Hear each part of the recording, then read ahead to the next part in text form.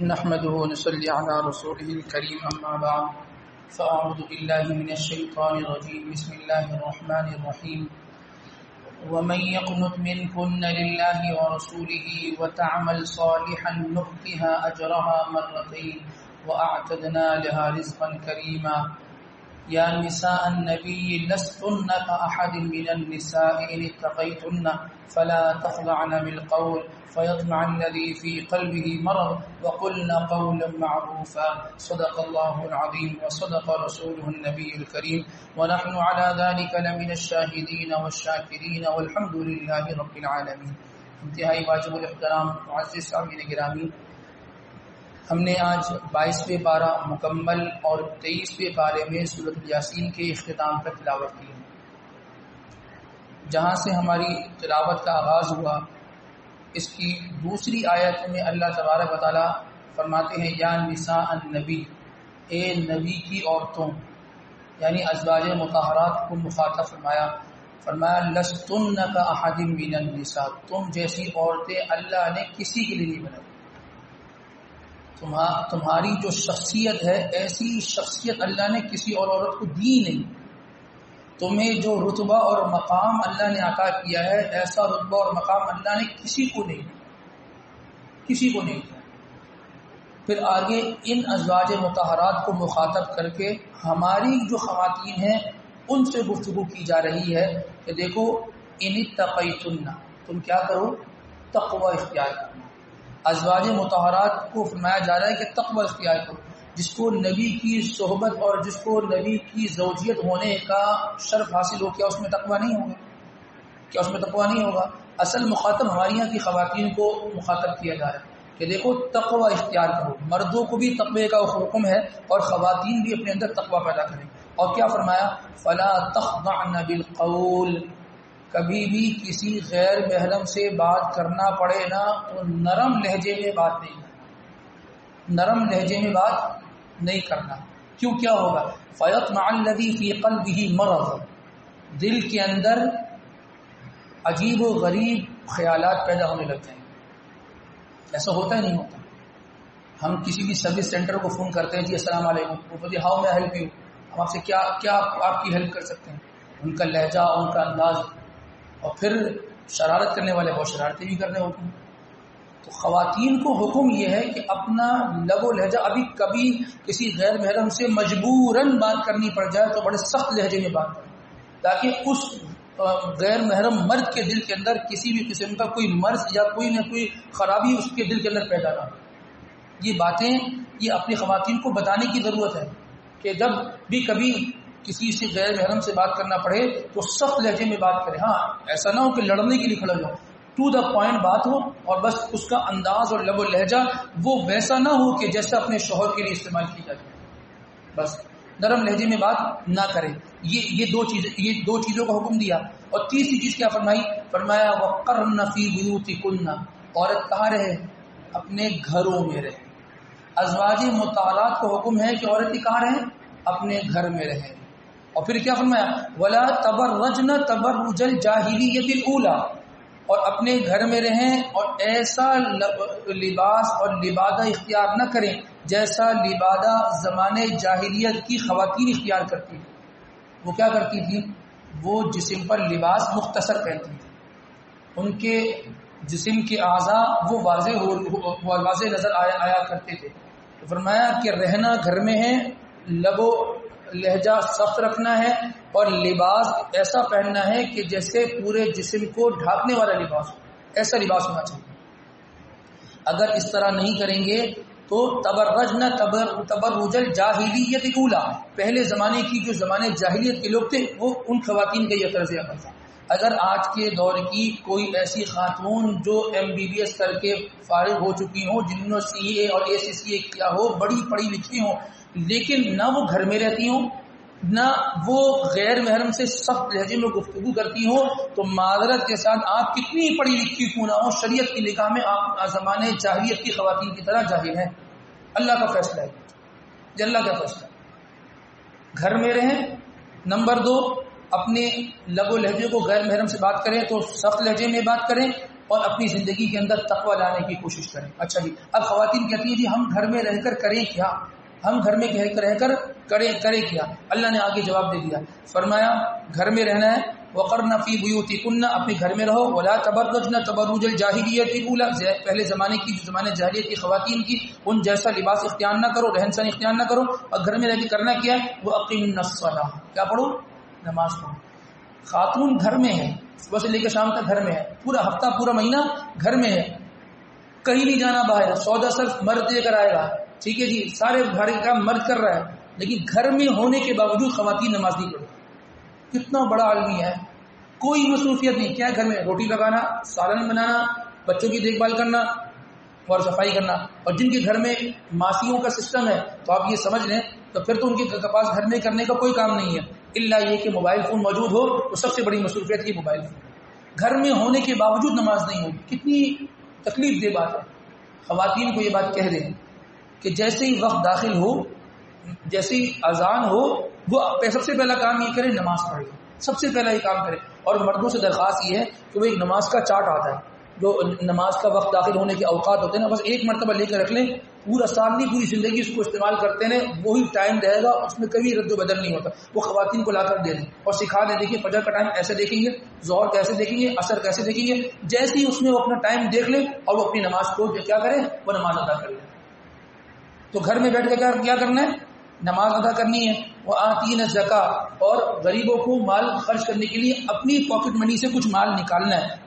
گھر کا خاوند اور جو شوہر ہوتا ہے وہ کچھ خرچی دیتا ہے کہ یہ خرچی لے لو، اس میں سے اللہ کی راہ میں نکالنا ہے. اور کیا کرنا ہے، وہ اطیعوا اللہ ورسولہ، کس کی اطاعت کرنی ہے، اللہ اور اللہ کے رسول کی اطاعت کرنی ہے. کیا مطلب، گھر میں شوہر نہیں ہے، ساس سسر نہیں، الگ رہتے ہیں، سیپریٹ رہتے ہیں، چلو جی ٹھیک ہے، کوئی نہیں دیکھ رہا، کوئی نہیں آنے جانے والا، لیکن کیا ہے اس موقع پر اللہ اور اللہ کے رسول کی اطاعت کرنی ہے. کوئی ایسا کام نہیں کرنا کہ جس سے اللہ اور اللہ کے رسول ناراض ہو، کسی قسم کی کوئی خیانت نہیں ہونی چاہیے. اور الحمدللہ اللہ کا بڑا فضل ہے کہ جو بر صغیر کی خواتین ہیں، حضرت تھانوی رحمۃ اللہ علیہ یہ لکھتے ہیں کہ ان کے اندر وفاداری بہت ہے، اللہ یہ کہ کوئی کسی کے ایسے معاملات ہو، لیکن اکثریت ایسی ہے ان میں وفاداری بہت ہے. اپنا شوہر کیسے ہی کیوں نہ ہو، کیسے ہی کیوں نہ ہو، نکٹو ہو، سختی کرتا ہو اور ظلم و زیادتی کرتا ہو، کیسے بھی ہو، اپنے شوہر کے ہوتے ہوئے کسی خیر کی طرف نگاہ نہیں کرتا. یہ اللہ نے بڑا فضل فرمایا اس بر صغیر کی خواتین. ورنہ اگر آپ چلے جائیں، انسان یورپ چلے جائے اور وہاں کے معاملات دیکھ لیں، بیوی اس کی ہیں اور سیر و تفریح کسی اور کے ساتھ ہو رہی ہے، کیسی بے غیرتی پھیلی ہوتی ہے. اللہ کا بڑا فضل ہے. تو فرمایا کہ گھر میں رہنا ہے تو گھر میں رہ کر تم نے اپنے آپ کو اللہ اور اللہ کے رسول کی اطاعت کا پابند بنانا ہے. اور پھر فرمایا انما یرید اللہ لیذھب عنکم رجس اہل البیت ویطہرکم تطہیرا. اللہ نے اس بات کا ارادہ کیا ہے کہ جو اہل بیت ہے، یہ جو گھر کی خواتین ہیں، ان گھر کی خواتین سے ہر قسم کی گندگی کو اللہ دور کر دیں گے. اور ویطہرکم تطہیرا، اللہ ان کو پاک اور صاف اور مطہر بنا دیں گے، بالکل پاک اور صاف ہوں گے. تو ازواج مطہرات کا دامن، ان کی زندگی، ان کا کردار بالکل 100% پاک اور صاف ہے. یہ اللہ تبارک و تعالیٰ کا اعلان ہے. اس کے بعد اللہ تبارک و تعالیٰ چند مسلمان مردوں اور مسلمان عورتوں کی صفات کو بیان فرمایا. اصل میں واقعہ یہ ہوا تھا کہ چند صحابیات جو ہیں وہ آپ علیہ السلام کی خدمت اقدس میں حاضر ہوئی، جس میں جو ایک سر فہرست تھی حضرت ام سلمہ رضی اللہ تعالیٰ عنہ تھی. وہ آئی فرمانے لگی کہ اللہ کے نبی، کیا اللہ تبارک و تعالیٰ ہم سے ناراض ہیں کیا؟ تو آپ نے فرمایا کہ نہیں، اللہ کو ناراض نہیں ہے. تو فرمایا کہ اللہ پاک نے جو بھی حکم دیا ہے اس میں جو گرامر استعمال کی ہے، جو صیغہ استعمال کیا، وہ تو مردوں کے لیے استعمال کیا، ٹھیک ہے نا. تو ہمارا تو کوئی تذکرہ ہی نہیں ہو کہ کسی عورت کا نام لے کر اللہ پاک کوئی بات ذکر فرما رہے ہیں. اللہ پاک نے قرآن پاک کے اندر صرف ایک عورت کا نام لیا ہے. کس کا؟ حضرت مریم. کیوں؟ کیونکہ ان کے شوہر نہیں تھے. یہ حضرت عیسیٰ علیہ السلام کی والدہ تھی، تو عیسیٰ علیہ السلام والد نہیں تھے تو اس لیے والدہ کا نام دیا، ورنہ کہیں اللہ نے کسی عورت کا نام نہیں لیا. کیا ذکر فرمایا؟ امرأۃ نوح، امرأۃ لوط. اس طریقے سے اللہ پاک نے لوط کی بیوی، نوح کی بیوی، یہ اللہ تبارک و تعالیٰ نے جو نا امرأۃ فرعون، فرعون کی بیوی، اس طرح ذکر کیا ہے، نام کسی کا ذکر نہیں کیا. کیا بتانا مقصود تھا؟ کہ جس طریقے سے عورت وہ ایک پردے والی چیز ہے، اس کا نام بھی پردے والی چیز ہے، اس کو بھی، اس کے نام کو بھی انسان کیا کرے، چھپا کر رکھا کرے. بہرحال تو اللہ کے نبی کو جب فرمایا، اللہ کے نبی نے فرمایا ایسی تو بات نہیں ہے، اللہ تو آپ سے ناراض نہیں ہے اور اس طرح کی کوئی بات نہیں ہے. بس اس موقع پر پھر یہ آیت نازل ہوئی. اس آیت مبارکہ کے اندر مردوں کے لیے الگ صیغہ استعمال کیا ہے، الگ گرامر کا لفظ استعمال کیا مذکر کا، اور عورتوں کے لیے الگ مذکر کا لفظ استعمال کیا. اللہ تبارک و تعالیٰ فرماتے ہیں ان المسلمین والمسلمات، اب مسلمین بے شک مسلمان مرد، والمسلمات اور مسلمان عورتیں، والمؤمنین والمؤمنات مومن مرد اور مومن عورتیں، والقانتین والقانتات اور فرما بردار مرد اور فرما بردار عورتیں، والصادقین والصادقات سچے مرد اور سچی عورتیں، والصابرین والصابرات صبر کرنے والے مرد صبر کرنے والی عورتیں، والخاشعین والخاشعات خشوع اور خضوع اور ڈرنے والے مرد اور ڈرنے والی عورتیں، والمتصدقین والمتصدقات صدقہ کرنے والے مرد اور صدقہ کرنے والی عورتیں، والصائمین والصائمات روزہ رکھنے والے مرد اور روزہ رکھنے والی عورتیں، والحافظین فروجہم والحافظات اپنی شرمگاہوں کی حفاظت کرنے والے مرد اور شرمگاہوں کی حفاظت کرنے والی عورتیں، والذاکرین اللہ کثیرا والذاکرات کثرت کے ساتھ اللہ کا ذکر کرنے والے مرد اور کثرت سے اللہ کا ذکر کرنے والی عورتیں. کیا ہوا پھر؟ کیا ملے گا ان کو؟ فرمایا اعد اللہ لهم مغفرۃ واجر عظیما، اللہ نے ان کے لیے مغفرت اور بہترین بہت سارا اجر عظیم اللہ نے ان کے لیے تیار کر کے رکھا ہے. جن مردوں کے اندر یہ صفات ہوں گی اور جن عورتوں کے اندر یہ صفات ہوں گی، اللہ کا وعدہ اللہ ان کی مغفرت فرما دے گا، اللہ ان کی مغفرت فرما دے گا. لیکن ایک آدمی ہو نا، وہ ایک مرتبہ گاڑی لے اور گاڑی چلا کر آ جائے، بندوری ٹاؤن سے چکر لگا کے آ جائے، آپ اس کو کیا کہیں گے کہ یہ ڈرائیور ہے. ڈرائیور تو اسے کہتے ہیں جو روزانہ ڈرائیورنگ کرے، صبح سے لے کر رات تک اس کی ڈرائیورنگ ہو. ایسے ہی ہے نا، ایک آدمی جس نے ایک مرتبہ کھانا بنا لیا، آپ کیا کہیں گے؟ یہ کک ہے، یہ کون ہے؟ یہ خانسامہ ہے. اس کو تو نہیں کہیں گے. جس آدمی کا کام یہ ہو کہ وہ کھانا بناتا ہو اور جو ہے نا وہ لوگوں کے لیے کھانا تیار کرتا ہو، اس کو ہم خانسامہ کہتے ہیں نا اپنی عام اور رسم و رواج میں. جو فرمایا نا کہ سچ بولنے والے مرد سچ بولنے والی عورتیں، جس نے زندگی میں ایک مرتبہ سچ بول لیا وہ سچا ہو جائے گا. اس کی زندگی میں پورا سچ ہونا چاہیے، اس کو سچا کہیں گے. ٹھیک ہے نا. یہ فرمایا نا کہ صدقہ کرنے والے مرد صدقہ کرنے والی عورتیں، جس نے ایک مرتبہ صدقہ کر دیا، سال میں ایک مرتبہ زکات دی، ہم کیا کہیں گے؟ صدقہ کرنے والے. جو روزانہ کے اعتبار سے، جو ہر ہفتے کے اعتبار سے اپنی ہر مہینے کی جو سیلری آ رہی ہے اس میں سے اللہ کی راہ میں صدقہ کرنے والا ہوگا، تو اس کو اللہ تبارک و تعالیٰ کیا فرماتے ہیں کہ یہ کیا ہے؟ یہ صدقہ کرنے والا مرد اور صدقہ کرنے والی عورت ہے. تو جو یہ صفات ذکر کی ہے نا، ایک مرتبہ اس پر عمل کرنے سے ہمارا شمار میں نہیں ہوگا، مکمل طور پر اس پر ہمیں عمل کرنا ہوگا، تب ہمارا شمار ان لوگوں میں ہو جائے گا. تب ہمارے لیے فرمایا کہ تمہارے لیے مغفرت اور اجر عظیم اللہ پاک نے تیار کر کے رکھا ہوا ہے. اس کے بعد اللہ تبارک و تعالیٰ فرماتے ہیں ما کان محمد ابا احد من رجالکم، محمد صلی اللہ علیہ وسلم تم میں سے کسی مرد کے والد نہیں ہے. محمد صلی اللہ علیہ وسلم تم میں سے کسی مرد کے والد نہیں ہیں. آپ کے جتنے بھی لڑکے پیدا ہوئے تھے وہ بچپن میں ہی ان کا انتقال ہو گیا تھا. یہ بات کیوں ذکر فرمائی کہ محمد صلی اللہ علیہ وسلم تم میں سے کسی مرد کے والد نہیں ہیں؟ یہ کیوں ذکر فرمائی؟ اصل اس میں ایک پس منظر ہے. پس منظر یہ ہے، ذرا تھوڑا سا سمجھنے کی بات ہے. ایک صحابی تھے حضرت زید ابن حارثہ رضی اللہ عنہ. جب ان کی عمر 8 سال کی تھی نا، تو یہ اپنی والدہ کے ساتھ اپنے ننیال جا رہے تھے، اپنی نانی کے گھر جا رہے تھے. تو وہاں پہنچے، وہاں کچھ ہی دن ان کا قیام ہوا تھا، تو قبیلہ قین والوں نے وہاں حملہ کر دیا. حملہ کر کے ان کو اپنا غلام بنا لیا اور اپنے ساتھ لے گئے. اپنے ساتھ جب لے کر گئے تو عکاظ کا جو ایک بازار لگتا تھا اس بازار میں جا کر ان کو فروخت کر دیا. اور ان کو خریدا کس نے؟ حضرت حکیم ابن حزام رضی اللہ تعالیٰ ان کو خریدا. جب ان کو خرید لیا تو گھر لے کر آئے، تو ان کی جو پھپھی تھی وہ حضرت خدیجہ رضی اللہ تعالیٰ تھی. آپ علیہ السلام کی کیا رشتہ تھا؟ حضرت خدیجہ کا. حضرت خدیجہ رضی اللہ تعالیٰ عنہ آپ علیہ السلام کی پہلی زوجہ تھی. تو انہوں نے اپنی پھپھی کو دے دیا کہ یہ میری طرف سے آپ تحفے میں رکھیں، یہ میں خرید کے لے کر آیا. اب دیکھیے کہاں سے معاملہ چلا. حضرت خدیجہ رضی اللہ تعالیٰ عنہ کا نکاح ہوا کس سے؟ امام الانبیاء سرکار دو عالم صلی اللہ علیہ وسلم سے نکاح ہوا.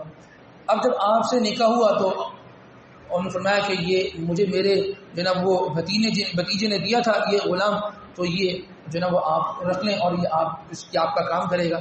بہرحال وہ آپ علیہ السلام کے ساتھ زندگی گزارتے رہے. وہاں جو ان کے جو حضرت زید ابن حارثہ رضی اللہ تعالیٰ کے جو والد تھے وہ بڑے پریشان تھے کہ جی میری اولاد کہاں چلی گئی, یہ تو نانی کے گھر گئی تھی, وہاں حملہ ہوا, قبیلہ قین والے نے اس کو پکڑ لیا, کہاں لے گئے. وہ تلاش کرتے رہے اور بڑے ان کے اشعار ہیں کہ اپنی اولاد کی یاد میں بڑے اشعار پڑھتے تھے کہ ہماری سواریاں تھک جائیں گی لیکن ہم تجھے تلاش کر کے نہیں تھکیں گے, اور ہم نہ زمین کا کوئی حصہ چھوڑیں گے, نہ آسمان کا کوئی حصہ چھوڑیں گے, نہ کوئی شہر کا چھوڑیں گے, نہ کوئی دیہات کا چھوڑیں گے, لیکن تمہیں تلاش کر کے رہیں گے. بڑے ان کے والد اشعار پڑھتے رہتے تھے. بہرحال تو ان کے والد جہاں کے رہنے والے تھے وہاں سے کچھ لوگ حج کرنے کے لیے مکہ آئے. جب مکہ ہے تو آپ علیہ السلام کا پتہ چلا کہ یہ اللہ کے نبی ہے, ان کی خدمت میں حاضر ہوئے. جب ان کی خدمت میں حاضر ہوئے تو ان کو دیکھ لیا کہ یہ یہاں موجود ہے, تو یہ واپس گئے اور انہوں نے بتایا کہ بھائی تمہارا جو لڑکا نہیں, وہ جو جس کو قبیلہ قین والوں نے اپنا غلام بنا لیا تھا, وہ تو مکہ میں ہے اور فلاں آدمی کے پاس ہے, آپ علیہ السلام کے پاس ہے وہ. تو اب ان کے والد نے اپنے بھائی یعنی حضرت زید ابن حارثہ کے چچا کو لیا ساتھ اور کہا کہ ہمیں مکہ جانا ہے اور وہاں پتہ چلا کہ میرا لڑکا وہاں پر ہے. اب انہوں نے جو نا وہ سامان تیاری شروع کی, سامان تیار کیا سفر کا, اور ایک بہت سارا مال لوگوں سے اکٹھا کیا. اس لیے اکٹھا کیا کہ میں جب اپنے لڑکے کو وہاں لینے جاؤں گا تو جب غلام کو لیا جاتا ہے تو اس کو بدلے میں فدیہ دیا جاتا ہے, رقم دی جاتی ہے, تو بھئی آپ میرا بچہ مجھے دیتے ہیں اور یہ فدیہ آپ رکھیں. تو لوگوں سے مال اکٹھا کیا کہ ہم جائیں گے اور یہ اپنا فدیہ دے کر اپنے بچے کو لے لیں گے. اور وہ تلاش کرتے وہ مکہ پہنچ گئے, ان کے والد اور ان کے چچا. اب جب بچہ وہ ان کے چچا وہاں پہنچے, آپ علیہ السلام کا معلوم کہ جی کہاں رہتے ہیں, جی یہاں رہتے ہیں. اللہ کے نبی کے پاس پہنچ گئے, فرمایا کہ جی آپ کے پاس آئے ہیں. اور پھر اللہ کے نبی کے قصائد پڑھے کہ آپ تو وہ ہیں کہ جو آپ دینے والے ہیں, اور آپ تو غنی ہیں, اور آپ تو لوگوں کو نوازتے ہیں, آپ کے پاس جو آتا ہے آپ اس کو خالی ہاتھ نہیں واپس جانے دیتے. یہ قصائد پڑھے تو اللہ کے نبی نے فرمایا کہ معاملہ کیا ہے, کیا چاہتے ہو, کیوں آئے ہو. فرمایا کہ ہمارا لڑکا وہ آپ کے پاس ہے, ہم اس کو لینے کے لیے آئے ہیں. اللہ کے نبی نے کوئی مسئلے کی بات ہی نہیں, آپ کا لڑکا آپ لے جاؤ, میری طرف سے آزاد ہے. تو فرمایا کہ کہاں ہے ہمارا لڑکا, وہ کہ اندر ہے, آ رہا ہے. بلوایا جی بھائی زید بن حارثہ کو بھیجو.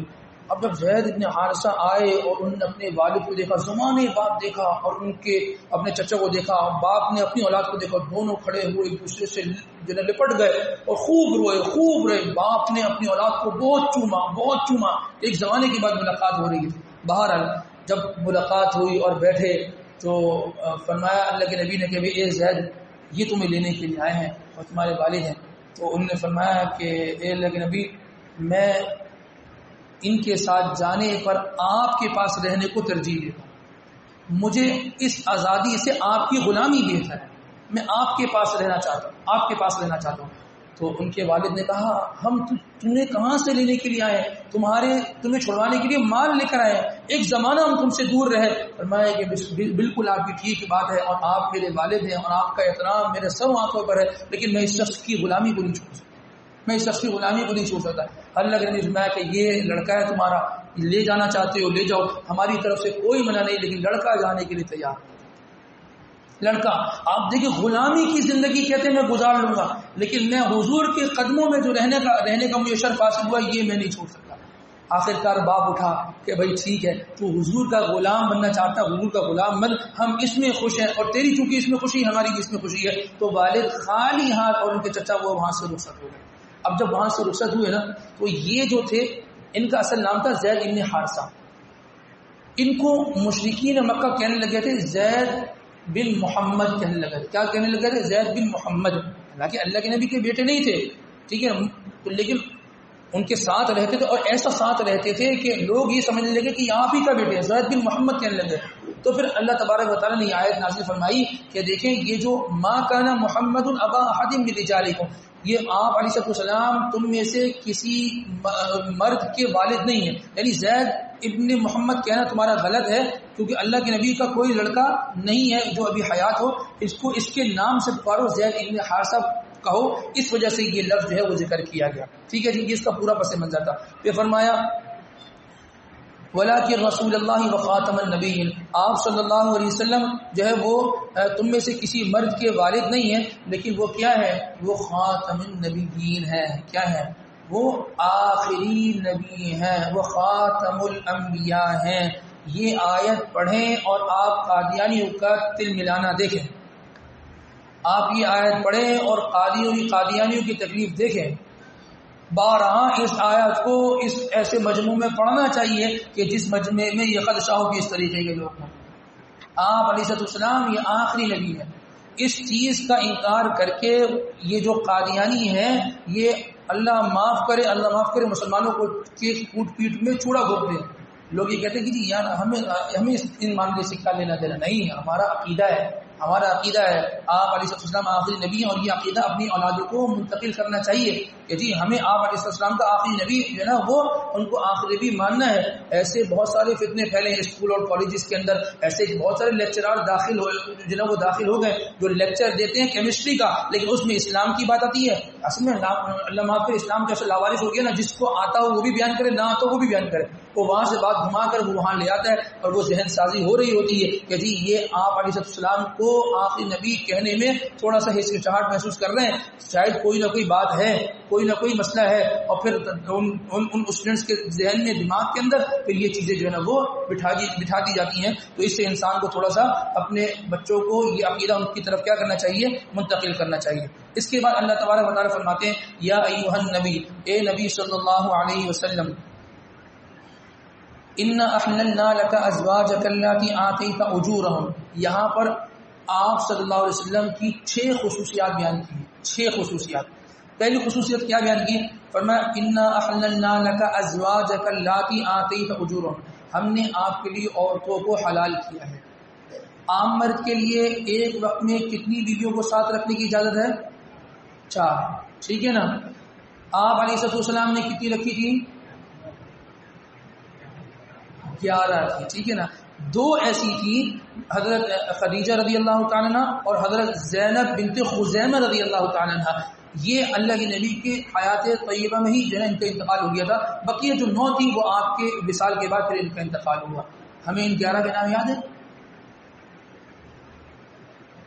نہیں یاد نا. چیمپئنز ٹرافی ہوئی تھی, کون سی ٹیم کیسے باہر ہوئی یہ سب کو معلوم ہے نہیں معلوم.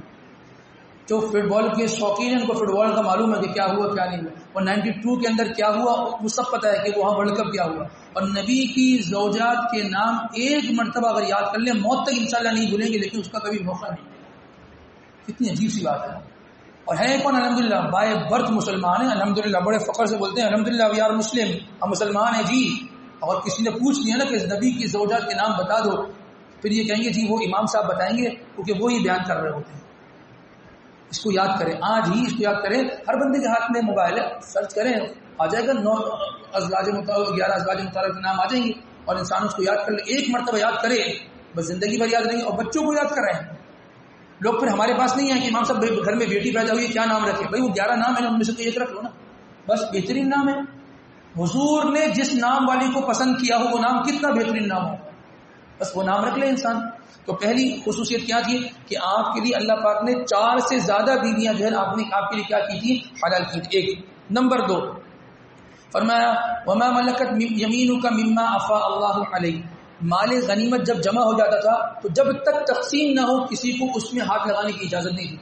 تقسیم ہو پھر جس کے حصے میں جو ہے وہ لے لے. لیکن اللہ کے نبی کی خصوصیت تھی, آپ کو اس بات کی اجازت دی گئی تھی کہ آپ مال غنیمت تقسیم ہونے سے قبل جو چیز لینا چاہتے ہیں آپ لے لیں, لیکن آپ نے نہیں لی. آپ نے اس خصوصیت سے فائدہ نہیں اٹھایا. تیسری خصوصیت کیا ہے؟ فرمایا کہ وبنات عمک وبنات عماتک وبنات خالک وبنات خالاتک اللاتی ہاجرن معک. آپ نے اگر نکاح کرنا ہے اپنے رشتہ داروں میں, اپنی پھپھی کی لڑکی سے, اپنی خالہ کی لڑکی سے, اپنی جو ہے نا وہ ماموں کی لڑکی سے, اگر آپ نے جو اپنے چچا کی لڑکی سے رشتہ کرنا ہے تو رشتہ کریں, لیکن ایک شرط ہونی چاہیے. کیا شرط ہونی چاہیے؟ فرمایا کہ وہ خاتون ایسی ہو جنہوں نے آپ کے ساتھ ہجرت کی ہو مکہ سے مدینہ, تب آپ اس سے نکاح کر سکتے ہیں. یہ اللہ کے نبی کی خصوصیت ہے. سوال پیدا ہوگا کہ یہ کیسی خصوصیت ہے کہ معاملہ تو تنگ ہو گیا نا. اب ہر ایک اپنے رشتے دار سے نکاح نہیں کر سکتے. اس رشتے دار سے نکاح کریں گے کہ جس نے آپ کے ساتھ ہجرت کی ہو, آپ کے ساتھ ہجرت کی ہو, تو معاملہ تو تنگ ہو گیا نا.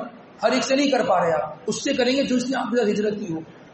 تو دیکھیں ہجرت کرنا اس وقت میں فرض تھا, فرض ہو گیا تھا. مکہ سے مدینہ ہجرت کیا تھا؟ فرض ہو گیا تھا. اور ہجرت کرنا یہ ایمان کی علامت سمجھا جاتا تھا. ٹھیک ہے نا. جس نے ہجرت کیا گویا کہ اپنے گھر بار کو چھوڑ کر وہ اللہ کے نبی کے لیے وہ نکلا. ٹھیک ہے نا. تو اس کا ایمان کا لیول کیا ہوگا, کتنا اوپر ہوگا.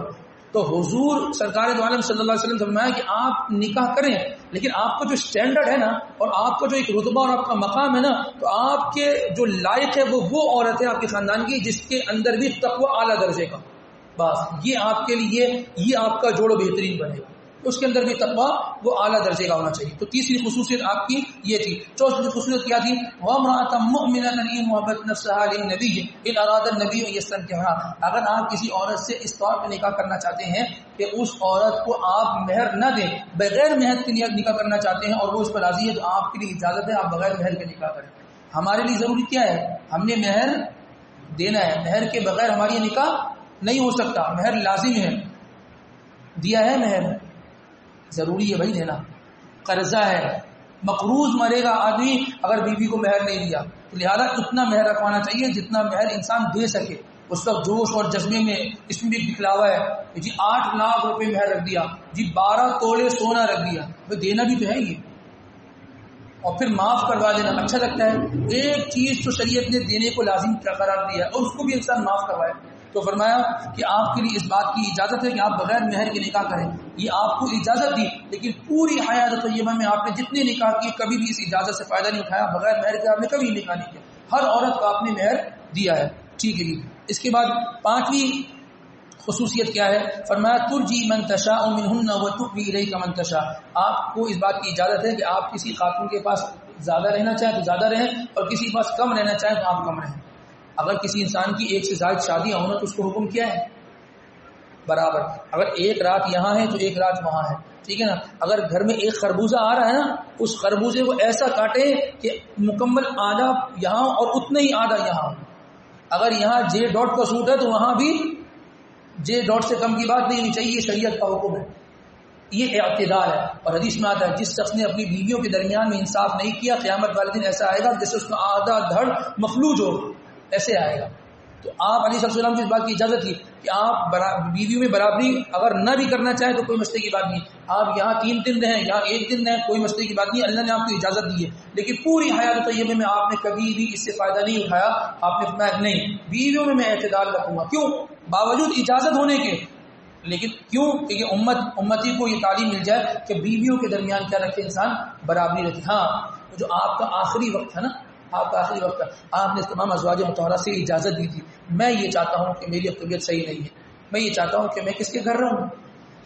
عائشہ صدیقہ رضی اللہ تعالیٰ کے گھر رہوں، تو بیوی نے اجازت دی، بیوی کی اجازت سے پھر رہے، ورنہ پوری زندگی کبھی اس سے فائدہ نہیں اٹھایا۔ اور آخری جو آپ کی خصوصیت اس میں ذکر کی، فرمایا لا يحل لك النساء من بعد ولا ان تبدل بهن من ازواج ولو اعجبك حسنهن الا ما ملكت يمينك۔ دیکھیے اگر آپ ان 11 سے اور آگے بڑھتے ہیں نا، شادی میں بڑھنا چاہیں بڑھیں، 12ویں کریں 13ویں کریں، لیکن آپ یہ جو 11 ہے نا، ان 11 میں سے کسی ایک کو آپ طلاق نہ دیجیے۔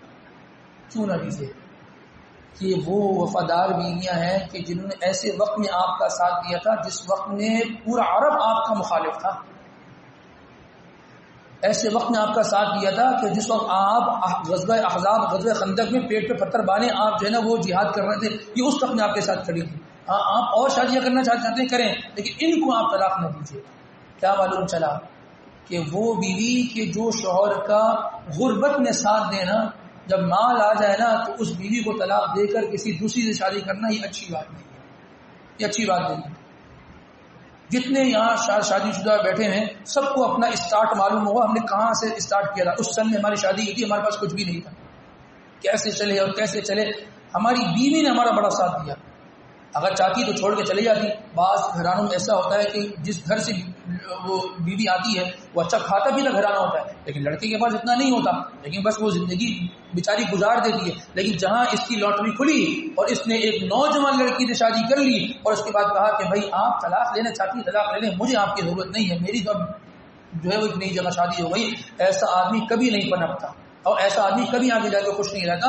تو جب اس نے ہمارے ساتھ احسان کا معاملہ کیا تو ہمیں بھی کیا کرنا چاہیے؟ اس کے ساتھ احسان کا معاملہ کرنا چاہیے۔ تو یہ 6 خصوصیات آپ صلی اللہ علیہ وسلم کو اللہ پاک نے عطا فرمائی تھی۔ اس کے بعد فرمایا یا ایھا الذین آمنوا لا تدخلوا بیوت النبی الا ان یؤذن لکم الی طعام غیر ناظرین اناہ، اے وہ لوگوں جو اللہ اس کے رسول پر ایمان لائے، نبی کے گھر میں اس وقت تک داخل نہ ہو جب تک کہ تمہیں کھانے کے لیے بلایا نہ جائے، غیر ناظرین اناء، برتنوں کے انتظار میں نہ بیٹھو.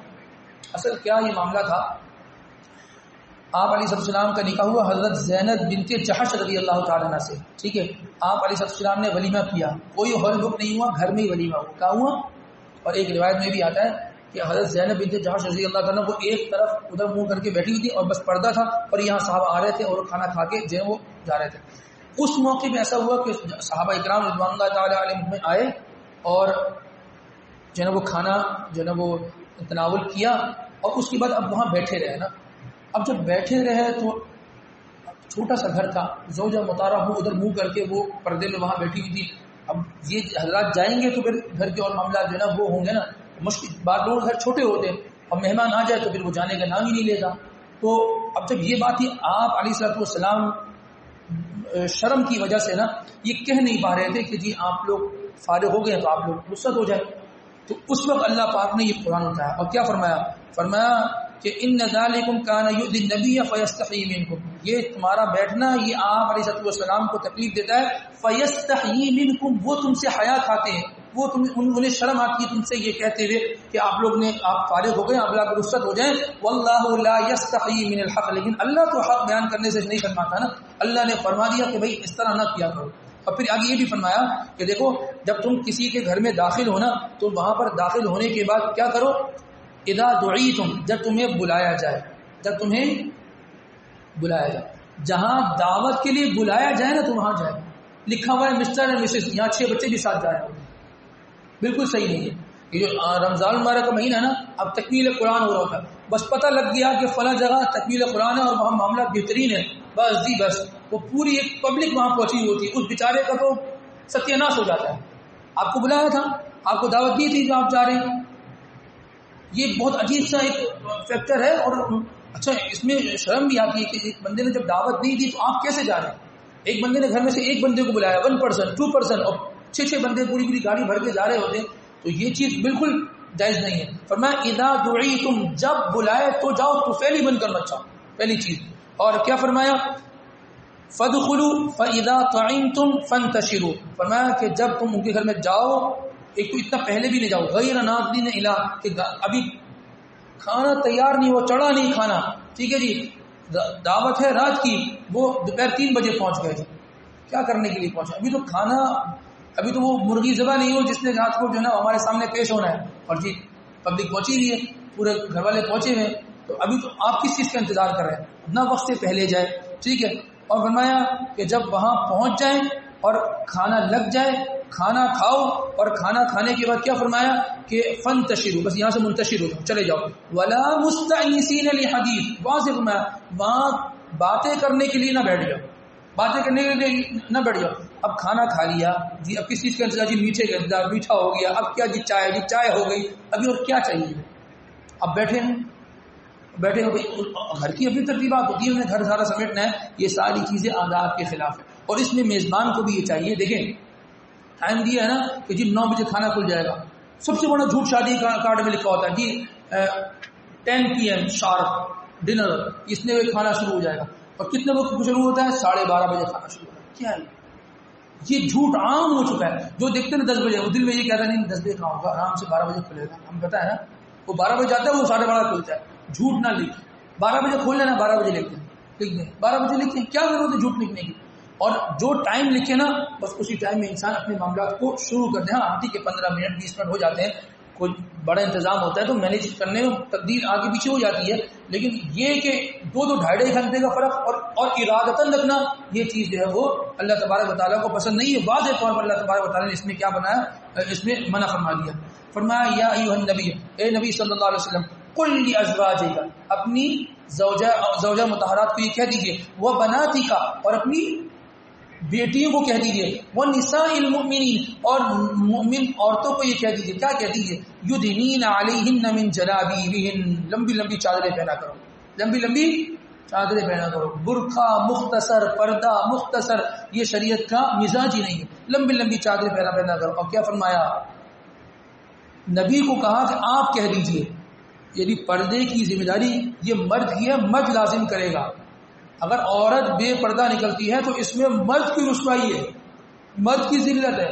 مرد کی ذمہ داری ہے کہ اس کو پردے کے لیے کہے. فرمایا ذالک ادنی ان یعرفن فلا یؤذین. فرمایا کہ یہ با پردہ ہونا یہی تو تمہارا اچھا تعارف کروائے گا. کیا مطلب؟ جو با پردہ جائے گی یہ تو پتہ چلے گا مسلمان عورت ہے, یہ پتہ چلے گا دیندار گھرانے کی ہے, یہ پہچان ہوتی ہے. ایسے ہی ہے نا, کوئی غیر مسلم پردہ کرتا ہے, کسی کو لے گا تو پردہ کرتی ہوئی جا رہی ہو کہ جی یہ غیر مسلم جا رہی ہے, تو پردہ کرنا یہ مسلمانوں کی علامت اور پہچان ہے. تو فرمایا کہ یہ پردہ یہ تمہارا تعارف ہے, یہ تمہارا شعار ہے, اور یہ تمہاری علامت ہے کہ تم مسلمان پردہ کرنے والے ہو. تو اس کی طرف اللہ تبارک و تعالیٰ نے کیا فرمایا, وہ حکم فرمایا کہ مرد جو ہے وہ اس بات کی ترتیب بنائے کہ گھر والوں کو کہ وہ پردہ جو ہے نا وہ استعمال کیا کریں. اس کے بعد سورۃ السبا ہے.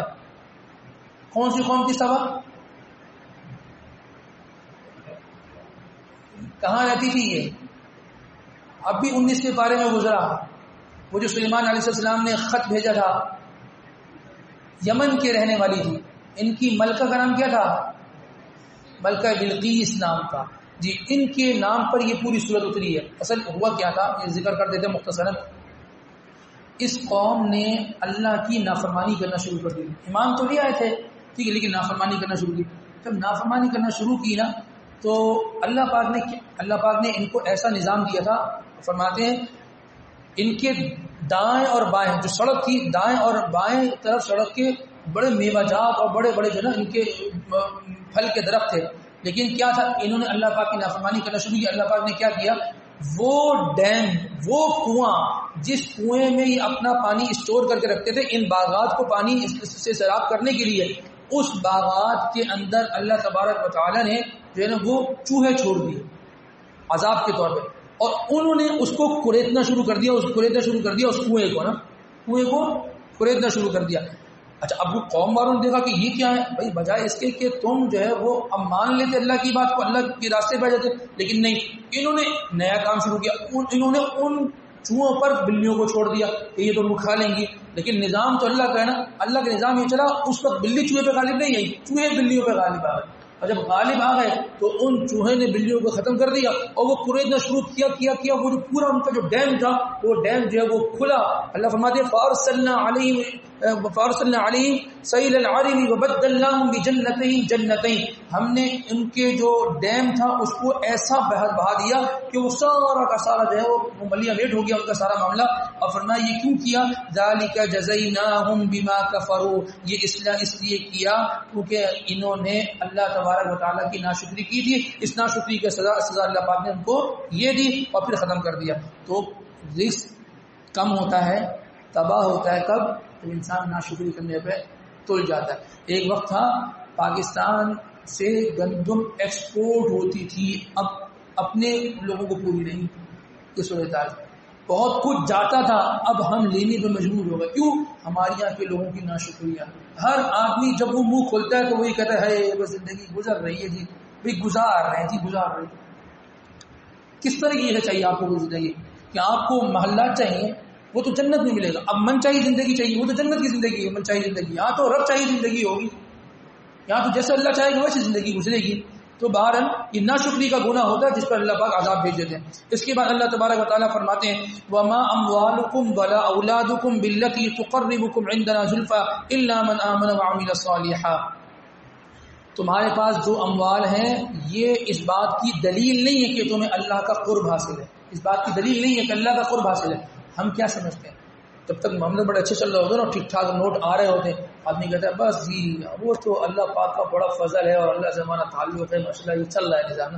اور جب مال تھوڑا سا کم ہو جاتا ہے نا, اور تھوڑا سا یہ دھچکا لگتا ہے, تو آدمی کیا کہتا ہے او ہو یہ اللہ پاک ناراض ہو گئے جو اس وجہ سے ہمارے پاس یہ حالات ہو گئے.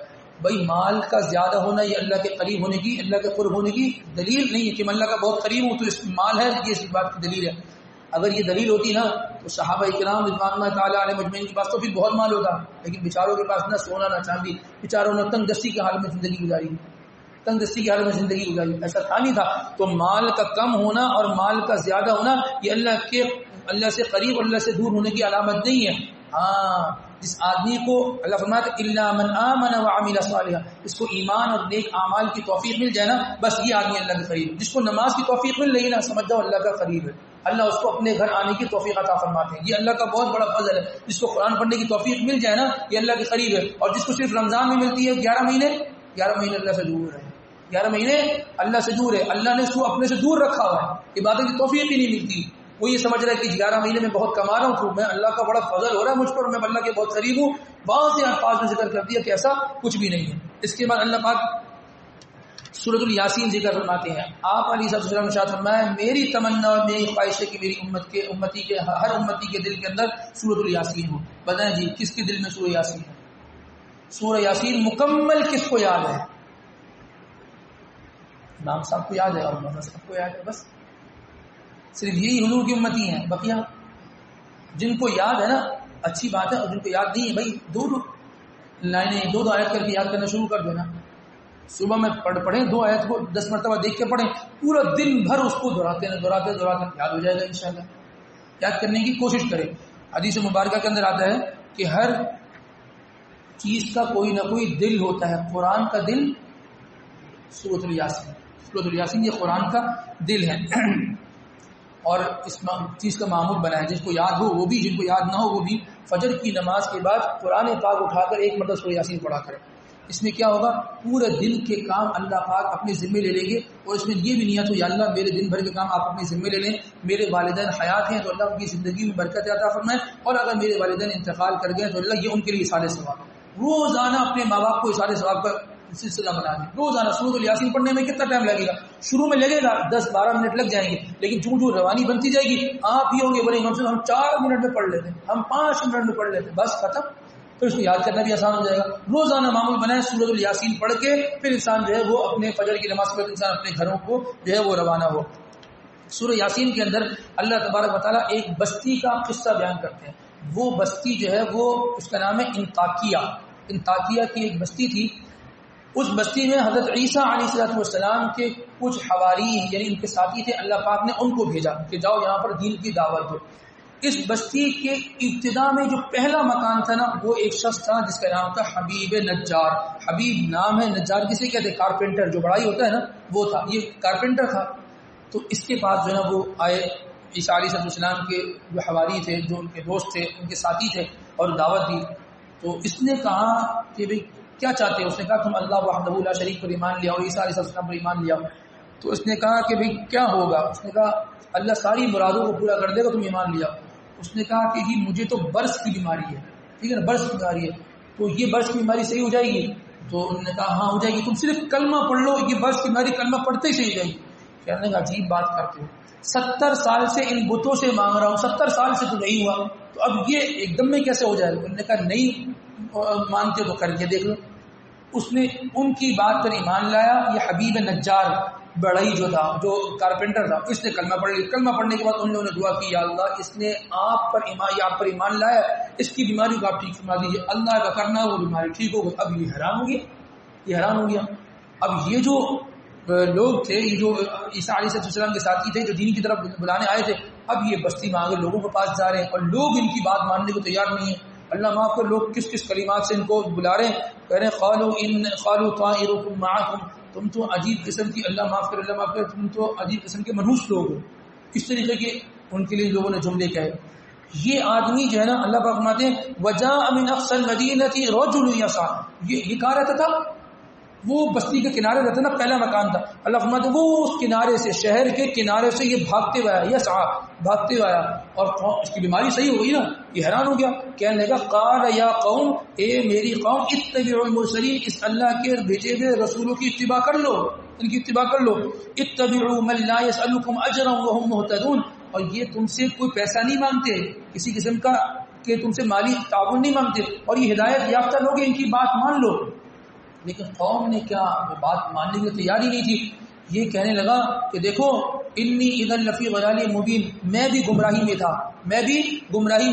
انہوں نے مجھے دعوت دی اور میں جو نا وہ دین دین اسلام پر میں نے کلمہ پڑھ لیا اور میں عیسیٰ علیہ السلام پر ایمان لے آیا اور فرمایا کہ انی آمنت بربکم فاسمعون، کہ میں عیسیٰ پر ایمان لیا. تو قوم والوں نے یہ سنا نا کہ یہ ایمان لیا ہے، قوم والوں نے مل کر اس کو حبیب نجار کو کیا کر دیا؟ قتل کر دیا. قتل کر دیا نا. تو اللہ پاک نے فرمایا اس حبیب نجار سے کیا کہا؟ قیل ادخل الجنہ، کہاں داخل ہو جاؤ؟ جنت میں داخل ہو جاؤ. اب جب جنت میں داخل ہوا نا تو اس نے یہ کہنے لگا، یعنی گویا کہ اپنی قوم کو یہ بتانا چاہ رہا تھا کہ دیکھو میں جنت میں داخل ہو گیا. قال یا لیت قومی یعلمون، کاش کہ میری قوم بھی جان لیتی اللہ نے مجھے کیا عطا کیا. بما غفر لی ربی، اللہ نے میری مغفرت بھی کر دی اس کلمے پڑھنے کی برکت سے. وجعلنی من المکرمین، اور اللہ نے مجھے جو ہے وہ اعزاز اور اکرام عطا فرما دیا اس کلمہ پڑھنے کی برکت سے. ایک تو کلمے کی برکت سے، دوسرا یہ کہ وہ آدمی جو دین کا کام کر رہا تھا اس دین کے کام کرنے والوں کا ساتھ دیا، اس کا ساتھ دے دیا. اور اس کا ساتھ دینے کے بعد اللہ نے اس کا قرآن کے دل میں تذکرہ کر دیا.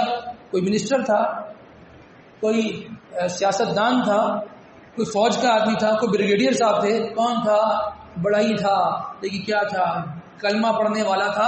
اور کلمے کی دعوت دینے والوں کے ساتھ اس نے مدد کی اور ان کی رہنمائی کی اور لوگوں کو ان کی طرف متوجہ کیا کہ یہ آئے ہیں، یہ گشت والے آئے ہیں، ان کی بات سن لو.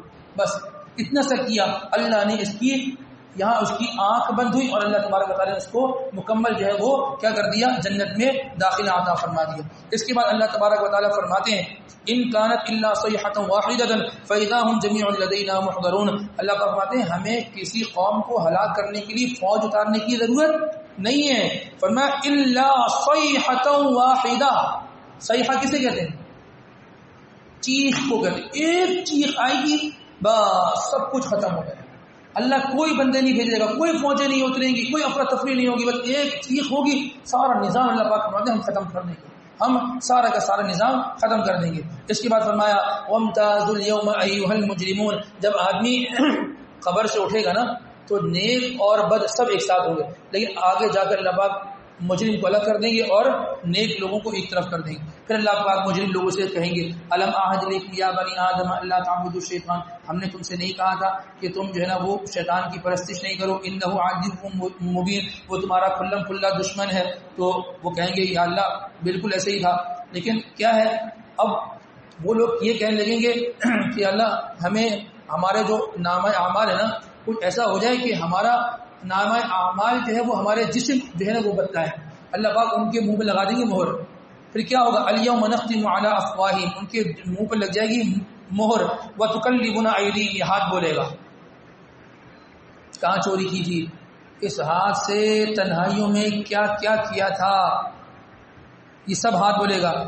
فرمایا وتکلمنا ایدیہم، ہاتھ کلام کریں گے. وتشہد ارجلہم، اور ان کا جو ہے یہ پاؤں جو ہے نا یہ بات بتائے گا کہ کہاں جا رہا تھا. جسم کا ہر عضو بولنے لگ جائے گا اور زبان اس کو تالا لگ جائے گا. کیا معلوم چلا؟